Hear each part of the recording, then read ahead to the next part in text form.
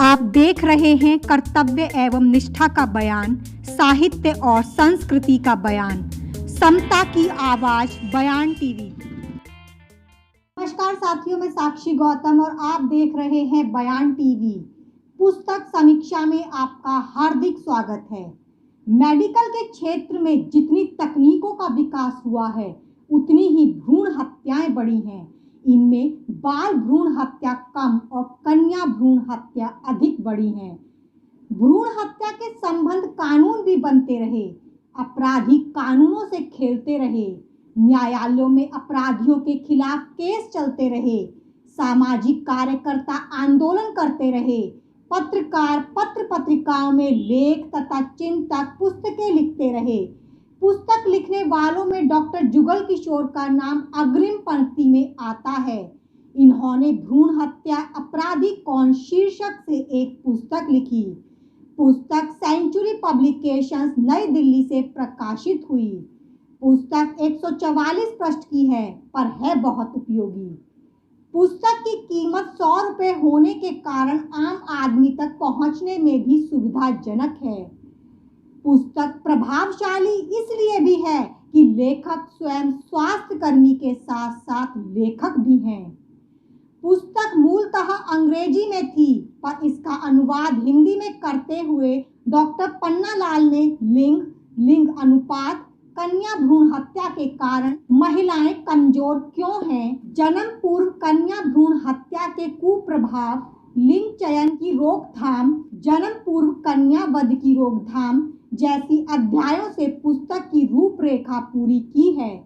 कम अध्यायों में अपनी बात को पूरा करना डॉक्टर जुगल किशोर की विशेषता रही है। हिंदुस्तान, दैनिक जागरण, नव भारत जैसे समाचार पत्रों में कोरोना काल में स्वास्थ्य को लेकर लेख लिखे गए। लेखों से डॉक्टर जुगल किशोर ने लोगों का बहुत ज्ञानवर्धन किया। उनका लेखन अधिकांश अंग्रेजी में है। 50 के लगभग पुस्तकें एवं 300 के लगभग शोध पत्र प्रकाशित हो चुके हैं। विश्व स्तर के कई मेडिकल संस्थानों में अध्यापन कार्य भी किया है। स्वास्थ्य विज्ञान की पाठ्य पुस्तकों में भी डॉक्टर जुगल किशोर का एक विशेष नाम है। कई शोध पत्रिकाओं का संपादन भी कर रहे हैं। कई मेडिकल संस्थानों में ये परीक्षक के रूप में भी जाने जाते रहे हैं। इनके करियर की शुरुआत लोकनायक जयप्रकाश अस्पताल नई दिल्ली से सहायक चिकित्सक के रूप में प्रारंभ हुई। यहीं से मौलाना आजाद मेडिकल कॉलेज नई दिल्ली में सहायक प्रोफेसर, एसोसिएट प्रोफेसर एवं प्रोफेसर के रूप में 1 मई 2015 तक अपनी सेवाएं दी। 2 मई 2015 से वर्धमान महावीर मेडिकल कॉलेज नई दिल्ली में डायरेक्टर प्रोफेसर के साथ कम्युनिटी मेडिसिन के विभाग अध्यक्ष बने। आज भी इसी पद पर आसीन हैं। राष्ट्रीय एवं अंतर्राष्ट्रीय स्तर पर 102 सेमिनारों में अपनी प्रस्तुति दी। 133 वर्कशॉप में अपनी प्रतिभा से स्वास्थ्य कर्मियों को दिशा निर्देशन दिया। 19 बार रेडियो टेलीविजन पर डॉक्टर जुगल किशोर देखे व सुने गए। 30 से अधिक बार ये अपनी कार्य कौशल एवं समाज सेवा के लिए पुरस्कृत हुए। पुस्तक पर डॉक्टर जुगल किशोर का क्या दृष्टिकोण है, आइए सुनिए। ये 2002 की बात है, जब एक इनविटेशन आया डॉक्टर इंदू के लिए कि आप भारत में महिलाओं के हेल्थ स्टेटस या उसकी स्टेटस के बारे में आप कोई पेपर पढ़िए। तो इन्हें जाना था लंदन एंड इंटरनेशनल कॉन्फ्रेंस थी, ह्यूमन राइट का ग्रुप है उनके साथ में। तो तब हमने एक स्टडी की थी हेल्थ सेंटर पे और काफ़ी इंटरेक्शन हुआ फीमेल से। तो मैंने डाटा जो कलेक्ट किया वो फिर आहिस्ता आहिस्ता एक पेपर बना और बाद में फिर हमने और भी उसको डिटेल में सोचना शुरू किया। और फिर ऐसा लगा कि जो स्टेटस है वो हमारे देश में, वो हमारे समाज से निकलता है या हमारे कल्चर से निकलता है। और समाज के अंदर वो चीज़ें होती हैं जो हमारे रिलीजियस या पॉलिटिकल लीडर हैं जो उनको फॉलो करते हैं या वो डिक्टेट करते हैं। तो सदियों से फिर जो होता रहा है उसको एनालाइज किया, फिर उसका रीज़न समझने की कोशिश की कि ये क्यों ऐसा रहा कि हमेशा फीमेल को एक नीचा दर्जा दिया गया। तब मैंने सारी रिलीजियस किताबें पढ़ी और बड़ा इंटरेस्टिंग रहा कि सभी किताबों के अंदर महिला का जो स्टेटस है वो नीचा रखा गया। और यही मुझे एक ऐसा रीज़न लगा कि जो हर सदी में उनको कोई भी बड़ा एक ऐसा लीडर नहीं आकर कोई इतना बड़ा स्टैंड ले पाया कि इनको इक्वल दर्जा मिलना चाहिए। वो इसलिए क्योंकि जो रिलीजियस किताबें हैं वो काफ़ी इन्फ्लुएंस थी। तो उस चीज़ को अंडरस्टैंड करते हुए और हमने फिर इस बात को अपनी किताब में कोशिश की। और डिस्कशन हमारा जो एम सुब्बा राव हैं, हमारे अच्छे मित्र हैं, अभी तो नहीं रहे, वो हैदराबाद से ह्यूमन राइट के ऊपर काम करते थे। वो एक मैगज़ीन भी निकालते थे, रैशलिस्ट वॉइस। एंड एक हमारे गुरु थे, उनके साथ में डिस्कशन होता था। तो इवन हर लीडर को मैंने कोशिश किया उससे क्वेश्चन पूछने का कि ऐसा क्यों रहा कि आपने कुछ नहीं बोला, या आपने उस समय में जब आपके सामने इस तरह से एक इनइक्वल सिस्टम था या इनइक्वल स्टेटस था दोनों का, तो आपने क्यों नहीं बोला। तो ये किताब उसका एक आउटपुट है। और मुझे ऐसा लगा कि अगर ये जो सेक्स रेशो बहुत तेज़ी से गिर रहा था इंडिया के अंदर, अभी तो थोड़ा सा इम्प्रूव किया, लेकिन अगर हम कुल मिला के देखें तो कंडीशन ख़राब है, और ऐसे क्षेत्रों में ख़राब है जहाँ पर एजुकेशन बहुत अच्छी है। तो ये भी एक मेरे लिए चैलेंज था कि ऐसा क्यों कि जो पढ़े लिखे लोग हैं, जो समृद्ध लोग हैं, उनके अंदर भी जो इच्छा है मेल चाइल्ड की वो काफ़ी स्ट्रांग थी। तो ये किताब इस तरह से निकल के आई। और मेरी हमेशा से ये इच्छा रही कि मैं फेमिनिस्ट ग्रुप में कुछ काम करूं और उनके लिए कुछ ऐसा करूं कि जो वो अपने आप को इक्वल समझ पाएं या उनको एम्पावर कर पाऊं। ऐसा मेरा मन था, जिसकी वजह से हमने ये किताब लिखी। ऐसे स्वास्थ्य चिंतक की अभिव्यक्ति भ्रूण हत्या पर पुस्तक के रूप में समाज तक पहुंचना एक मायने रखती है, वह भी जब लोग लड़के की चाह में कन्या भ्रूण हत्या करते हों।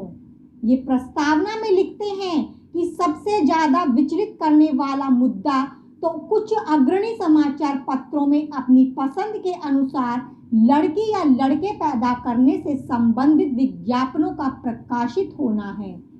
डॉक्टर जुगल किशोर की बात तो सही है, पर आजकल तो पढ़ा लिखा युवा वर्ग ही ऐसे विज्ञापनों से भटका है।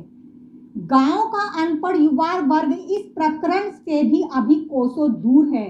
वह यह भी जानता है कि भ्रूण हत्या से मेरी ही घरवाली का स्वास्थ्य कमजोर होगा, मेरे साथ खेती में काम करने योग्य नहीं रहेगी, आए दिन दवाई गोलियों के चक्र में मुझे ही इधर उधर जाना पड़ेगा, मेरा ही काम छूटेगा, बच्चों का जीवन प्रभावित होगा। लिंग परीक्षण पर चिंता व्यक्त करते हुए डॉक्टर जुगल किशोर पृष्ठ 17 पर लिखते हैं कि लिंग परीक्षण गांवों की तुलना में शहरों में अधिक किया जा रहा है तथा अनपढ़ महिलाओं की अपेक्षा पढ़ी लिखी महिलाएं ज्यादा परीक्षण करा रही हैं। यह बात डॉक्टर साहब अपने अनुभव के आधार पर कहते हैं। सही मायने में लिंग परीक्षण उन राज्यों में सबसे कम है जिनकी आर्थिक स्थिति मजबूत है। यदि धर्म के आधार पर लिंग परीक्षण की बात करें तो ईसाई व बौद्ध अनुयायियों की अपेक्षा हिंदुओं एवं जैनियों में अधिक है। पुरुष प्रधानता, धार्मिक तंत्र के अलावा पुरातन सोच के कारण लिंग समानता और महिला सशक्तिकरण के महत्वपूर्ण प्रतीक के रूप में लिंग अनुपात को पूरी तरह से नजरअंदाज कर दिया गया। महिला सशक्तिकरण का मुद्दा गली मोहल्ले से लेकर राजनीतिक गलियारों तक खूब गूंजता रहा। कॉलेज व विश्वविद्यालयों में बड़े बड़े सेमिनार भी होते रहे। जिन लोगों ने सेमिनारों में शोध पत्र पढ़े वही धार्मिक तंत्र के कारण लिंग परीक्षण की धज्जियां उड़ाते रहे। अपने अंदर बैठी पुरुष प्रधानता को कभी कमजोर नहीं किया। पुरानी परंपराओं में जीते रहे। विजय पुरुष की हुई, महिला की तो अस्मिता ही तार तार हुई। पुस्तक महिलाओं के संत्रास की पीड़ा के अनुभव, उनकी हैसियत को कम करके आंकने, रोजाना सताए जाने, लिंग अनुपात के खतरनाक असंतुलन, गर्भस्थ शिशु की हत्या करने के अमानवीय कृति तथा लोगों की सोच में लाए जाने वाले परिवर्तन को ध्यान में रखकर यह पुस्तक लिखी गई है। डॉक्टर जुगल किशोर पुस्तक के पृष्ठ 5 पर लिखते हैं कि लिंग भेद यौन लक्षणों द्वारा निर्धारित होते हैं। यह जैव वैज्ञानिक तथा पारिस्थितिकीय वातावरण दोनों से प्रभावित होते हैं। इससे आगे कहा जाए तो कानून, सामाजिक रीति रिवाज, परंपराएं, धार्मिक तथा सांस्कृतिक बंधन सभी के मिले जुले प्रभाव से यौन शोषण, लिंग संबंधित अवधारणा का निर्माण होता है। पृष्ठ 22 पर डॉक्टर जुगल किशोर लिखते हैं कि बेटे की चाह ने हमारे समाज में अत्यंत गहराई से जुड़े जमाई हुई हैं तथा यह एक तरह से एशियाई लक्षण है। विभिन्न सांस्कृतिक, सामाजिक तथा आर्थिक कारण हैं जो पुत्र या पुत्री प्राप्त करने के लाभों को प्रभावित करते हैं और इस प्रकार माँ बाप की लड़का या लड़की की पसंद को भी प्रभावित करते हैं। इन्हीं कारणों से भारत में पुत्र के द्वारा वंश चलता है, इसलिए पुत्र होना जरूरी माना जाता है। यह अवधारणा सामाजिक एवं सांस्कृतिक वातावरण द्वारा बैठाई गई है। ऐसी स्थिति में प्रगतिशीलता गौण हो जाती है। धार्मिकता की आड़ लेकर सामाजिकता चिल्लाती है। वृद्धावस्था में सहारा देने के लिए पुत्रों से ही अपेक्षा की जाती है। पुत्र की कामना करते हर्ष विहार की संतोष ने 7 बार गर्भ धारण किया, 8वीं बार लड़के को जन्म देने में कामयाब हो गई। मेरी ताई माँ की कहानी ठीक इससे उल्टी है। पहले दौर के गर्भ धारण करने पर लड़का पैदा हुआ पर पुत्र की चाहत कम नहीं हुई। ऐसी चाहत ने 6 बार लड़कियों को जन्म दिया। ऐसी घटनाओं ने महिलाओं का जल्दी जल्दी गर्भवती करने को मजबूर किया।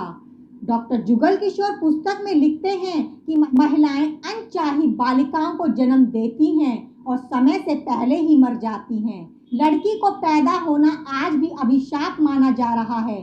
सामाजिक और आर्थिक जिम्मेदारी भी इसका एक कारण है।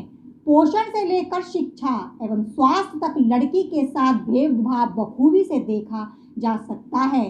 जन्म से ही लड़की को यही पता चल जाता है कि वह घर में दोयम दर्जे की सदस्य है।